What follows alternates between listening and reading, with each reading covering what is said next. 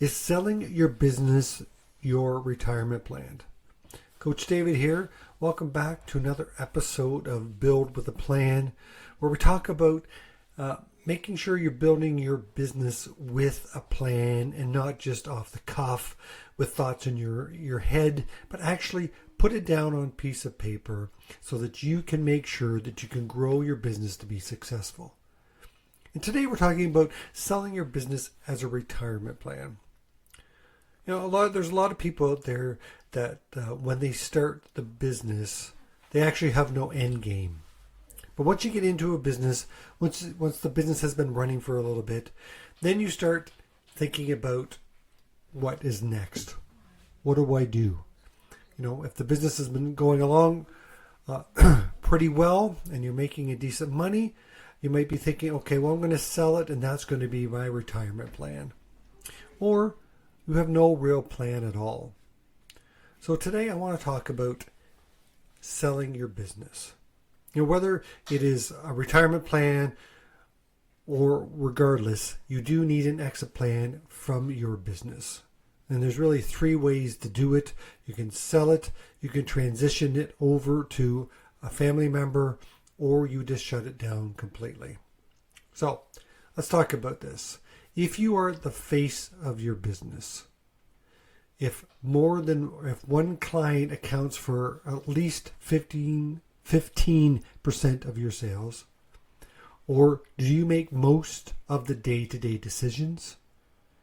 And can you leave for more than 2 weeks without your business suffering? Now you might say yes to more than one of these, but even if you said yes to just one of those, you are going to run into a problem. And the reason why you're going to run into a problem is that these are all signs of a business that's almost impossible to sell. At least impossible to sell at a price you think it is worth. We'll get into, a little bit about that in a few minutes.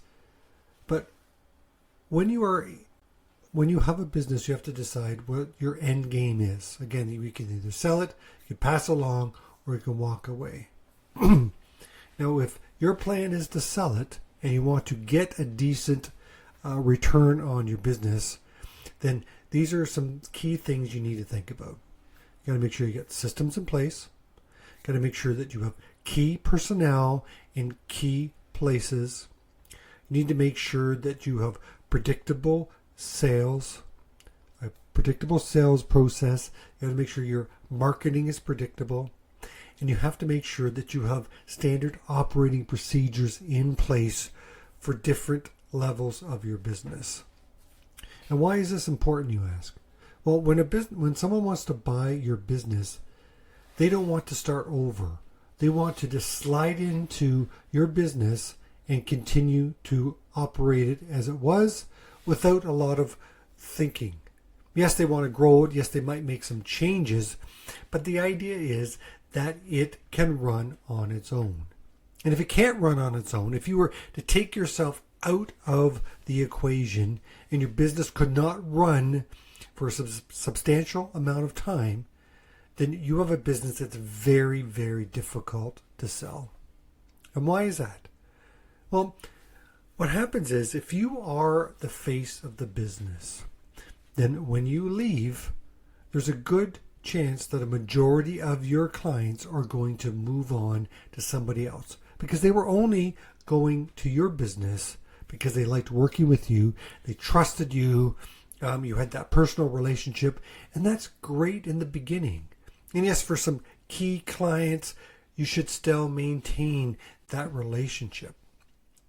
But overall, if you want to be able to walk away, you have to make sure that even those key accounts are being looked after by somebody else. And this is something you can't just do right away. You can't just think, okay, next year I'm going to sell and then throw all these things together in the next 12 months and be able to sell it. No, this is really a 3 to 5 year plan, right?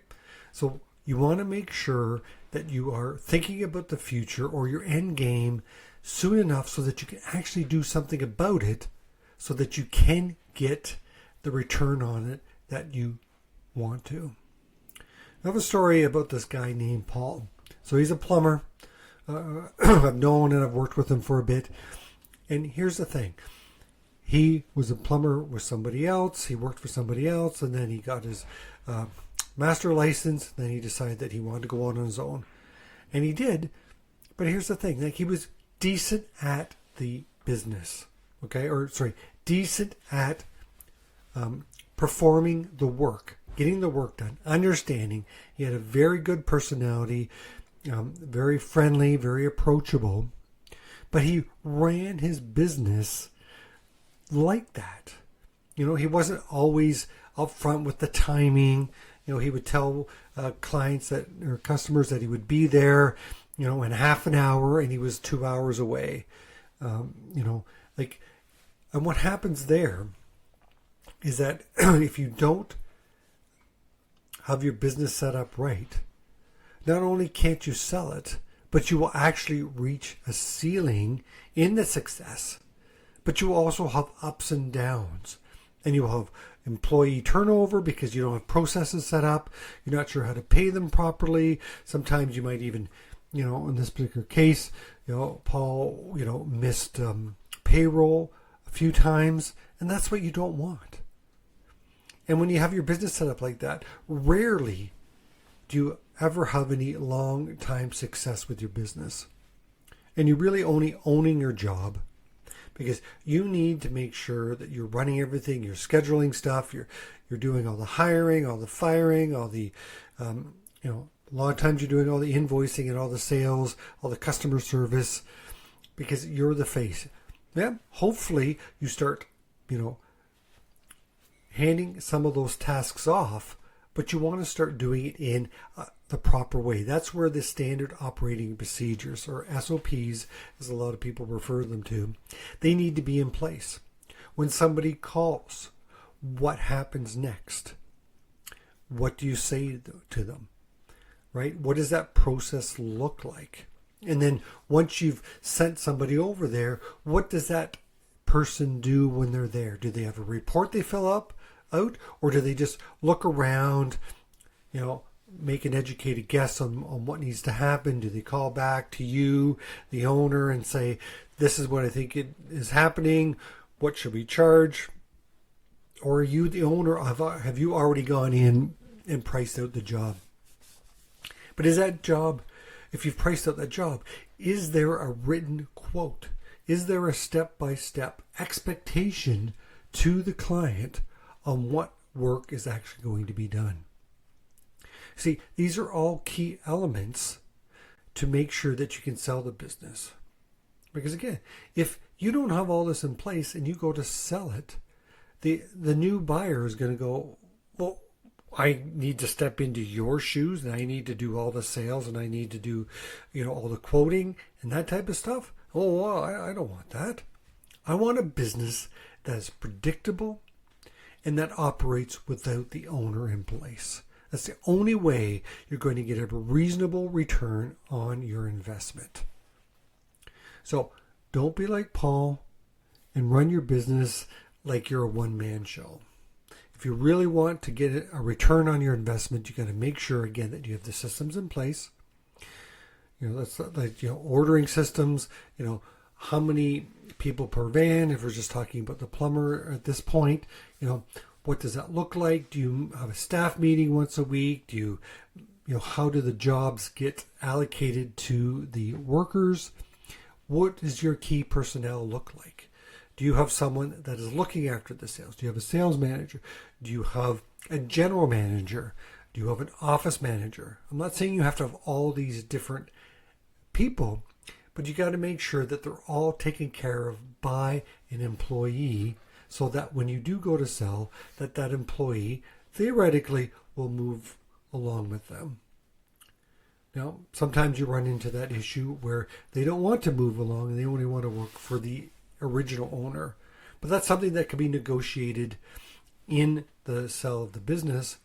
But also, if you have the systems in place, you have the SOPs in place, then having to bring on a new key personnel isn't as difficult because they can slide in and they have the procedures and the systems already in place. Again, you've got that predictable sales funnel. You've got that predictable customer journey. What does that look like? It's very favorable and can be repeatable. That's the other, predictable and repeatable, so that if someone does come in, they can look at the process and say, okay, I need to say this then, I need to do this at that point, I need to do this, and I need to do that. And when you're successful in doing that, it's easy to replicate. And that's why a lot of the times franchises are very successful, because they already have all the systems and the predictability built in, because it's tried, tested, done over and repeatable over and over again. So you want to think more like that. How can I have these systems in place and the key personnel to make sure that that business can run without you being there? Now, then again, unless you do all this, you're going to end up selling your business either not at all or for far, far less, and probably just for the customer list. And even that, your sales could be $500,000. That customer list is not worth $500,000. And the reason for that is they can't guarantee that, the seller cannot guarantee that $500,000 is going to show up next year. Because once you sell the business, it's a new owner, a new procedure, a new person. And if they don't like any of that, you're going to lose that. So that business might be worth $250,000 to $300,000, if that. Unless there are other things in place. So, I want you to think about it right now. What is your end game?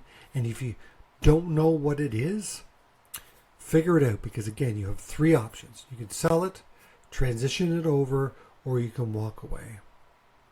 And the things to keep in mind: are you the face of the business?